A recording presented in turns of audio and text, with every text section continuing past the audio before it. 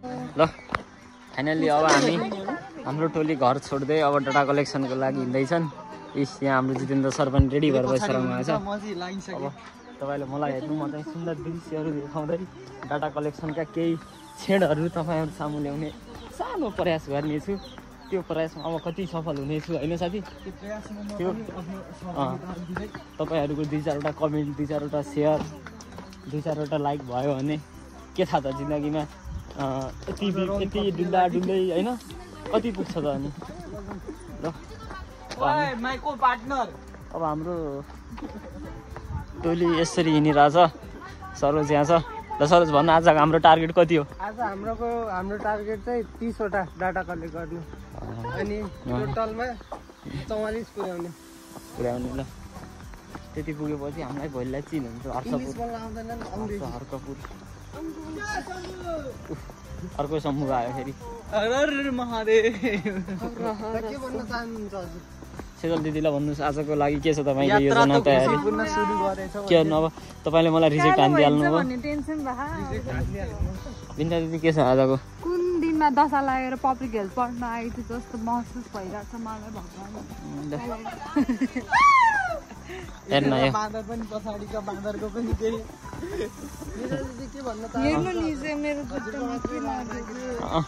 निजा के भन्न चाहनुहुन्छ आजको यो उसको लागि? आजको डाटा कलेक्सन नै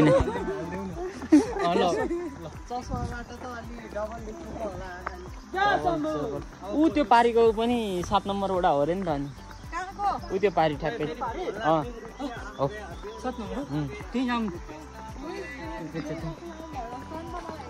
ल साथी अनि छैन सब ठिक छ। आज हल्का लेट भयो तर जिल्लासम्म गर्ने 7 बजीसम्म, केटाहरू 7 सम्म, केटीहरू 5 बजी निस्किने एकदम बगाल गरिदिनु। ल हामी अब एकछिन डाटा कलेक्सन गर्ने बेलातिर भेट्छौँ। ल ल हाम्रो आजको पहिलो डाटा कलेक्सन सक्यो। हजुर अङ्कल आज हिँड्नलाई पनि सजिलो। हजुर तपाईँ कता हिँड्नु हो? दमौलीसम्म। अङ्कल यहाँबाट दमौली जानु कति जति पर्छ? हजुर 1 घन्टामा पुग्नुहुन्छ है? 9-10 किलोमिटर छ क्या? 9-10 किलोमिटर हिँडेर 1 घन्टामा पुगिदिने हो? केही काम विशेषले हो कि त्यो? अब ऊ यहाँबाट त 1300 लागेपछि पुग्यो है? अङ्कलले डाटा दिइसक्नु भयो? एकछिन बसेर दिन भ्याउनुहुन्छ भने दिनु। ए बिहान हजुर 9 आउनुभएको हजुरै हो?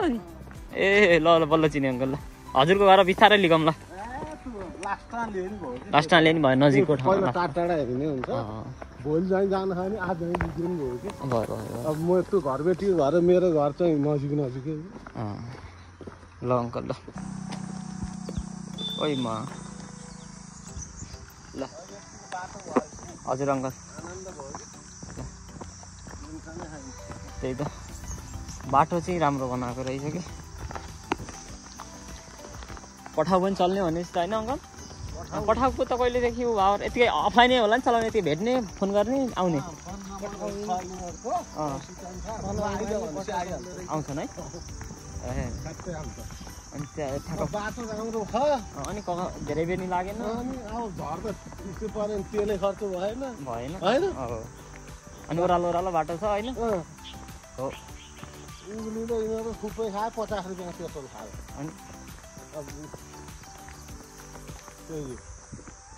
राम्रै बाटो राम्रो भएपछि त सजिलो त्यही हो कि। अब यो बर्खा छ र नि त्यस्तो खासै बिग्रिन होला होइन? त्यो समस्या छैन। बाटो बिग्रिने पुरै भयो। यस्तो ढलन पिच बाटो र ढलन बाटो बिग्रिने समस्या छैन। यो भयो बाबु अहिले यो माघमा भ्याएको, माघ होइन पुसमा भ्याएको। यो 3 वर्षको टेन्डर हो। 2 वर्ष 22 महिना भ्याइदिएछु बाटो है? खतरा रहेछ यो ठेकदार है? यो ठेकदार जस्तो राम्रो कुनै बाटोमा कुनै ठेकदार छैन।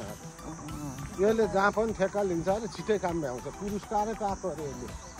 तर होइन बाटो पनि राम्रो बनाएको छ टाइममा पनि होइन?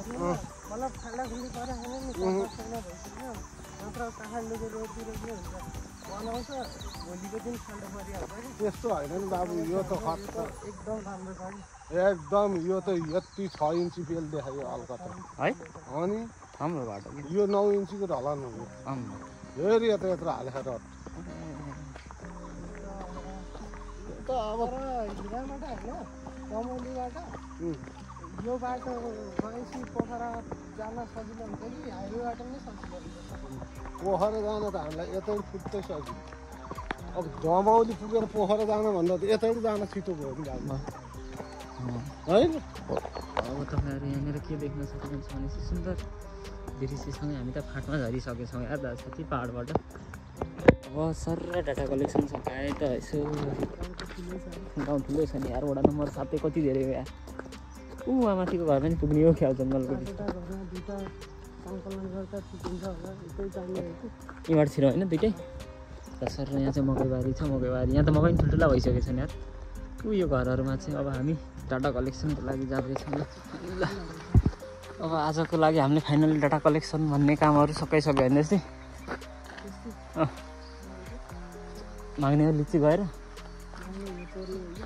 तोडिदिने ल यहाँ लिची मस्त फली छ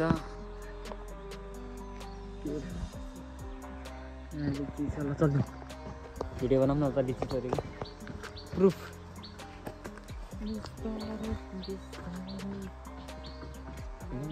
नमस्कार गरौँ नि कोही भेटिहाल्यो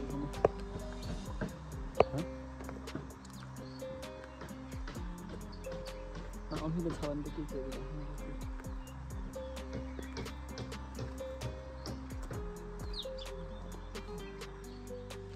यस्तो हरियो त छ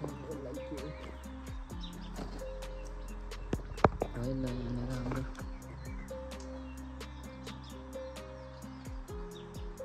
हरियो त छ है